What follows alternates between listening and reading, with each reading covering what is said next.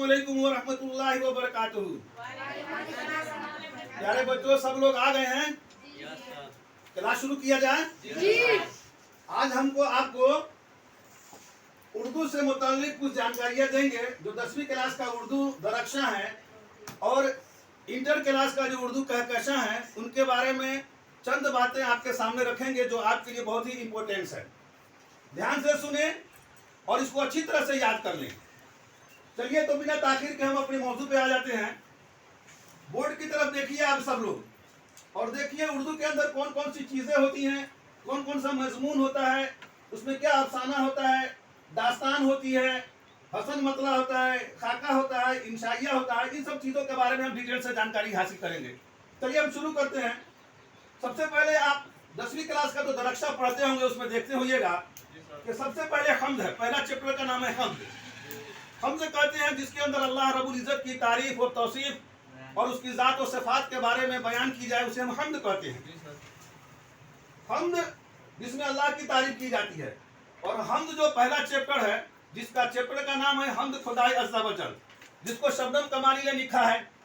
किताब के अंदर दो चीज़ों पर ज़्यादा ध्यान देना पड़ता है। पहली तो यह है कि जो कोई लिखने वाला होता है, अफसाना लिखने वाला, मजमून लिखने वाला, गज़ल नज़म लिखने वाला, जिसको मुसन्निफ कहते हैं। मुसन्निफ जो होता है, पहले उसके हम तारीख के बारे में डिटेल्स जानते हैं कि वो पैदा कब हुआ, उनका इंतकाल कब हुआ, वो कौन से गांव का रहने वाला था, उनके कितने बच्चे थे, उनकी शादी कब हुई, कौन से स्कूल में पढ़े, उन्होंने कहाँ नौकरी किया और उन्होंने कौन सी किताबें अपनी ज़िंदगी में शाये की और कौन कौन सी किताबें कौन से साल में उनके मर जाने के बाद छपा। इन सब सारे चीज़ों के डिटेल्स उनके सवाने उम्र में बताई जाती है, लिखी जाती है, जो हमें याद करना बहुत ज़रूरी होता है। फिर उसके बाद जब वो राइटर जो कुछ लिखता है, उस लिखे हुए चीज़ों के अंदर कोई ना कोई आदमी ऐसा होता है जिसके ऊपर पूरा कहानी घूमता है, जिसको हम मरकजी किरदार कहते हैं। मरकजी किरदार करने वाला आदमी जिसके अंदर पूरी कहानी होती है, उसके साथ में जो काम करने वाले होते हैं, उसके साथ उनके बारे में भी जानना पड़ता है कि कौन से कहानी में किन किन लोगों ने काम किया है, उसके पात्र कौन कौन है, उसके हिस्से कौन कौन है। उन सब सारे चीज़ों के बारे में जानकारी होती है। जब तक कि आप किसी कहानी को, किसी अफसाना, मजमून, नामी, ड्रामा, गजल को जब तक नहीं समझेंगे, जब तक कि आप कभी कुछ नहीं कर सकते हैं। तो आइए हम शुरू करते हैं। पहला हमारा जो है वो है हम्द। पहले जो हमारा है वो हम्द है। हम्द के बाद कुछ मनक़बत है। मनक़बत किसको कहते हैं? नात है। नात किसको कहते हैं? जिसमें रसूलुल्लाह सल्लल्लाहु अलैहि वसल्लम की तारीफ की जाए उसको नात कहते हैं। मनक़बत किसको कहते हैं? जिसमें बुजुर्गाने दीन औलिया अल्लाह की तारीफ और तौसीफ बयान की जाती है, उसको कहते हैं। उसी तरह से कसीदा है, अफसाना है, मजमून है, गजल है, मकतूब निगारी है, नज़म है, मिर्सिया है, मसनवी है, दोहा है, गीत है, इंटरव्यू है, मतल है, मतला है, हसन मतला है, मक्ता है और काफिया है, रदीफ है, रुबाई है, कता है, ड्रामा है, दास्तान है, खाका है, इंसाइया है, खुद नविश्त है। ये सब सारी चीज़ें हैं जो हमको कहकशा के अंदर और दरक्षा के अंदर पढ़नी पड़ती है। उसके अलावा और भी बहुत सारी चीज़ें हैं जिनके बारे में हमको जानना बहुत ज़रूरी है। उसके अंदर एक हिस्सा है जो आपके 10वीं क्लास के अंदर दरक्षा के साथ साथ रोशनी है। रोशनी के अंदर क्या है? एक शायर है, एक मुसन्निफ है, जो किसी दूसरे भाषा की चीज़ को उर्दू के अंदर ट्रांसलेट करके आपके सामने वो कहानी रखता है। जैसे उसमें कोई तमिल कहानी है, कोई तेलुगु है, कोई बंगाली है, कोई पंजाबी है।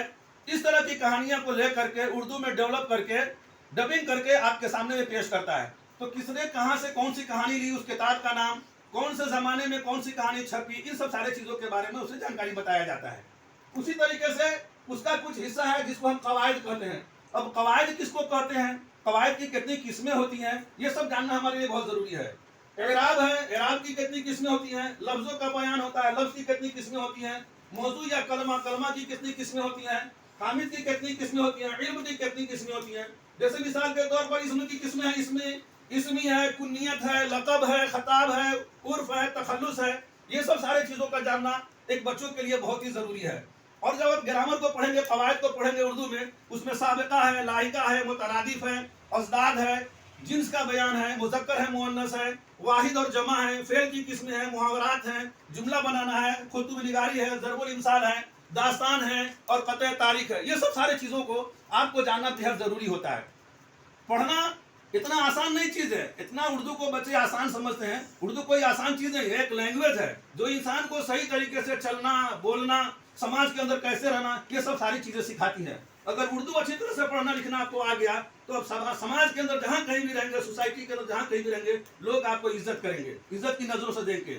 पढ़ाई कितना भी हो जाए, एजुकेशन कितना भी हो जाए, अगर आदमी के अंदर तमीज नहीं है, तहजीब तमद्दुन नहीं है, बोलने चलने का तरीका मालूम नहीं है, जब तक कोई इंसान अच्छा इंसान नहीं बन सकता है। और उर्दू भाषा ऐसी लैंग्वेज है, इतनी प्यारी जबान है, जिसको इंसान सीख लेने से उसकी जिंदगी बदल जाती है, उसकी जिंदगी बदल जाती है, जिंदगी के अंदर चार चांद लग जाता है, और वो अच्छे बुरे का तमीज करता है, और कहाँ पर कैसी जबानें बोलनी चाहिए, कौन से अल्फाज किसके सामने इस्तेमाल करनी चाहिए, उन सब चीजों की जानकारी जाती है। उन सब चीजों की जानकारी हमें कवायद से मिलती है, इसलिए कवायद का जानना बहुत ही जरूरी है।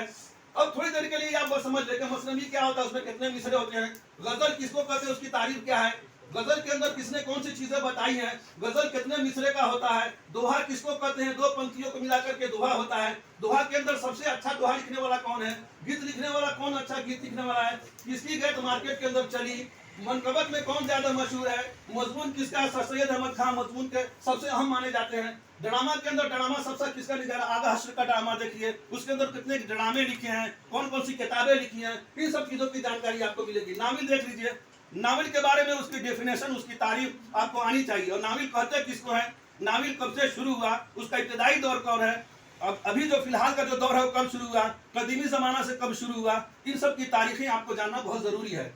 उसके बाद में मतला होता है, जब शायर कोई शेर कहता है, पहला मिसरा मतला कहलाता है, उसके बाद वाला मतला हम काफिया हो तो हसन मतला कहलाता है, और शायर जो अपना तखल्लुस बयान करता है किसी नज़म के आखिर में, उसको हम कहते हैं मकता। उसी तरह से काफिया, मक्ता, रदीफ, रबाई, कता क्या होता है, ड्रामा। ड्रामा का सबसे लाजमी उन्सर क्या, हिस्सा क्या, किसके बगैर ड्रामा मुकम्मल नहीं हो सकता है, इन सब सारे चीजों के बारे में आपको जानना है।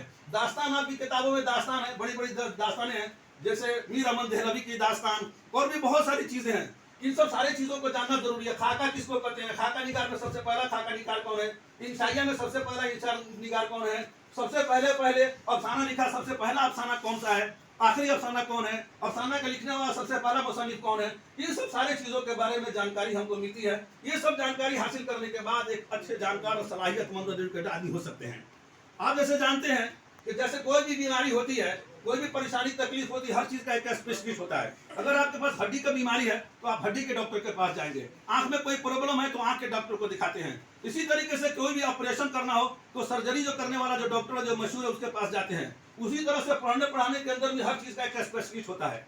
आप हिंदी के टीचर के पास अंग्रेजी पढ़िए, अंग्रेजी के टीचर के पास मैथ पढ़िए, आप जिंदगी में कभी भी सही तरीके से पढ़ाई नहीं कर सकते और न समझ सकते हैं। तो हर चीज का एक जानकार होता है। तो ये सब चीज जानने के लिए किसी ने ठीक ही कहा किसी शायर ने कि लो जान बेचकर गर इल्मो हुनर मिले, जिससे मिले जहां से मिले, जिस कदर मिले। इल्म को हासिल करने के लिए